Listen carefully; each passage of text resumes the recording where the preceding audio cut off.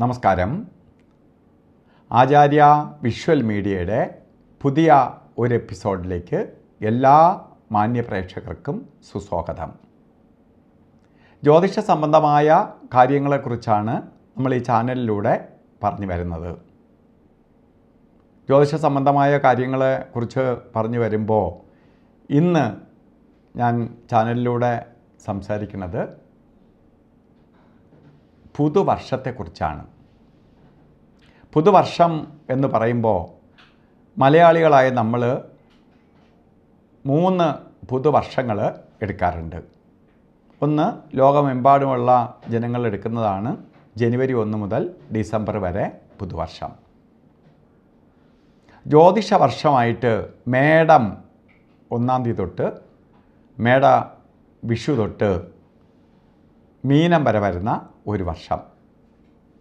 മലയാളികളുടെ ശരിക്ക് പുതുവർഷം എന്ന് പറയുന്നത് ചിങ്ങം 1 തൊട്ട് കർക്കിടകം വരെ വരുന്ന ഒരു വർഷമാണ്. ഈ ചിങ്ങം 1 തൊട്ട് കർക്കിടകം വരെ 1202 ആണ്ട് ചിങ്ങമാസം തൊട്ട് കർക്കിടകം വരെ വരുന്ന ഒരു വർഷക്കാലയളവ്.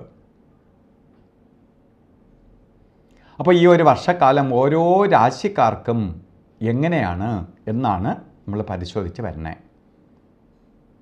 ഇന്ന് നമുക്ക് കർക്കിടക രാശിക്കാരുടെ ഈ ഒരു വർഷം എങ്ങനെയായിരിക്കും എന്ന് നോക്കാം. കർക്കിടക രാശിയിൽ വരുന്ന നക്ഷത്രങ്ങൾ പുണർദം നക്ഷത്രത്തിൻ്റെ അവസാനത്തെ 15 നാഴിക, പൂയം ആയില്യം 2 ഫുൾ നക്ഷത്രങ്ങളും ഒരു 1/4 നക്ഷത്രവും ചേർന്നതാണ് കർക്കിടക രാശി. കർക്കിടക രാശിയിൽ ജനിച്ചവർക്ക് ശരിക്ക് പറയുകയാണെങ്കിൽ വളരെ അനുകൂലപ്രദമായ ഒരു വർഷമാണ്. കഴിഞ്ഞ വർഷമൊക്കെ നമുക്ക് അത്ര നല്ലതല്ലായിരുന്നു. ഈ വർഷം നിങ്ങൾക്ക് വളരെ ഭാഗ്യദായകമാണ്. പ്രത്യേകിച്ച് നമുക്ക് കണ്ടകശനിയോ ഒന്നും തന്നെയില്ല. ശനിയുടെ ബന്ധം പ്രപഞ്ചത്തിൽ വളരെ സ്വാധീനം ചെലുത്തുന്ന ഒന്നാണ് കണ്ടകശനിയാവട്ടെ, ഏഴര ശനിയാവട്ടെ, അഷ്ടമശനിയാവട്ടെ. അപ്പോൾ കണ്ടകശനിയുടെയോ ശനിയുടെ ബന്ധമൊന്നും തന്നെ ഇല്ല. മറ്റൊന്ന്, വ്യാഴം ഉച്ചരാശിയിൽ ശരിക്ക് നിൽക്കുന്ന കാലഘട്ടമാണ്. കർക്കിടക രാശിക്കാർക്ക് വ്യാഴം ഉച്ചത്തിൽ ജന്മത്തിൽ നിൽക്കുകയാണ്. ശരിക്ക് ഗജകേസരി യോഗത്തോടു കൂടി നിൽക്കുന്ന സമയം എന്ന് നമുക്ക് പറയാം. അത്ര അനുകൂലപ്രദമായ സമയമാണ്. ഗുരുത്വമുള്ള സമയമാണ്.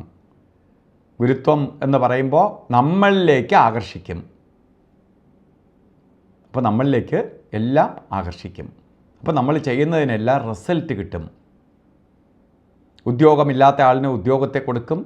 ഉദ്യോഗത്തിൽ ഇരിക്കുന്നവരാണെങ്കിൽ ഉദ്യോഗ കയറ്റം കിട്ടും. അതുപോലെ ജോലി ചെയ്യുന്നവരാണെങ്കിൽ ജോലിയിൽ പുരോഗതി ഉണ്ടാവും. നമ്മൾ പ്രതീക്ഷിക്കാത്ത ഇൻക്രിമെൻ്റ് ഒക്കെ നമുക്ക് ലഭിക്കും. അംഗീകാരങ്ങൾ നമ്മളെ തേടി വരും. വളരെ സന്തോഷപ്രദമായ അവസ്ഥ കുടുംബത്തിനകത്ത് വന്നു ചേരും. മുടങ്ങിക്കിടക്കുന്ന കാര്യങ്ങൾ സഫലീകരിക്കാൻ ഇടവരും. അതുപോലെ ശുഭകാര്യങ്ങൾ കുടുംബത്തിനകത്ത് നടക്കും. അത് കല്യാണമാവട്ടെ, അല്ലെങ്കിൽ മറ്റ് വീട് വാങ്ങുന്ന കാര്യമാവട്ടെ, വസ്തു വാങ്ങുന്ന കാര്യമാവട്ടെ, വാഹനം വാങ്ങുന്ന കാര്യങ്ങളാവട്ടെ, മറ്റ് ശുഭയാത്രകളാവട്ടെ, ഇങ്ങനെയുള്ള മംഗളകർമ്മങ്ങൾക്ക് ഈ വർഷം നിങ്ങൾക്ക് സഹായകരമായി തീരും. അതുകൊണ്ട് ഈ ഒരു വർഷത്തെ നിങ്ങൾ വേണ്ട രീതിയിൽ പ്രയോജനപ്പെടുത്തിയെടുക്കണം. നമുക്കെപ്പോഴും ഇങ്ങനെ ഗുരുത്വമുള്ള വർഷവും അല്ലെങ്കിൽ നല്ല പീരീഡും കിട്ടണമെന്നില്ല. കിട്ടുന്ന സമയത്തെ നമുക്ക് നല്ല ഹൈവേ കിട്ടുമ്പോൾ എന്ത് ചെയ്യണം? നമ്മൾ അവിടെ സ്പീഡിൽ പോകണം. ഗട്ടർ റോഡോ ഇടുങ്ങിയ റോഡോ വരുമ്പോൾ നമ്മൾ സ്ലോവിൽ പോകണം. അത് ഡ്രൈവിങ്ങിൻ്റെ റൂള് എന്നതുപോലെ നല്ല സമയത്തെ നേരത്തെ കൂട്ടി നിങ്ങളെ അറിയിക്കുന്നത് എന്തിനാണ്? നിങ്ങളത് മനസ്സിലാക്കി ആ സമയത്തെ വേസ്റ്റ് ചെയ്യാതിരിക്കാൻ. നമുക്ക് ഒരു ദിവസം പോലും കളയാനില്ല. അപ്പോൾ ആ സമയത്തെ നമ്മൾ എത്ര കണ്ട് പ്രയോജനപ്പെടുത്തുന്നുവോ അതാണ് നമ്മളെ വിജയത്തിന് കാരണമായി തീരുന്നത്. അപ്പോൾ കർക്കിടക രാശിക്കാർക്ക് നല്ലൊരു വർഷത്തെ പ്രദാനം ചെയ്തു തരികയാണ്. പുതുവർഷം നിങ്ങൾക്ക് ഭാഗ്യദായകമാണ്. അതുകൊണ്ട് ഈ ചാനൽ സബ്സ്ക്രൈബ് ചെയ്തിട്ടില്ലാത്തവർ സബ്സ്ക്രൈബ് ചെയ്യുക.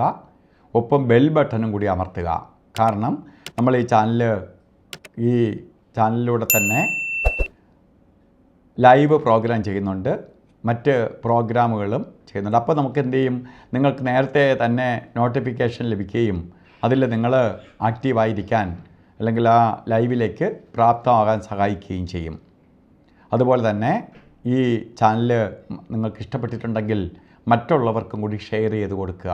നമ്മളെപ്പോലെ തന്നെ മറ്റുള്ളവർക്കും നല്ല സമയത്തെ അറിഞ്ഞ് അവരും നല്ല കാര്യങ്ങൾ ചെയ്ത് അവരുടെ ബുദ്ധിമുട്ടുകൾ മാറുമെങ്കിൽ അത് നമ്മളും ഒരു സഹായിയായി മാറും. അപ്പോൾ എല്ലാവർക്കും നല്ലത് വരട്ടെ. പ്രത്യേകിച്ച് കർക്കിടക രാശിക്കാർക്ക് ഐശ്വര്യപ്രദമായ ഒരു വർഷമായി തീരട്ടെ എന്ന് പ്രാർത്ഥിച്ചുകൊണ്ട് നിർത്തുന്നു. നന്ദി, നമസ്കാരം.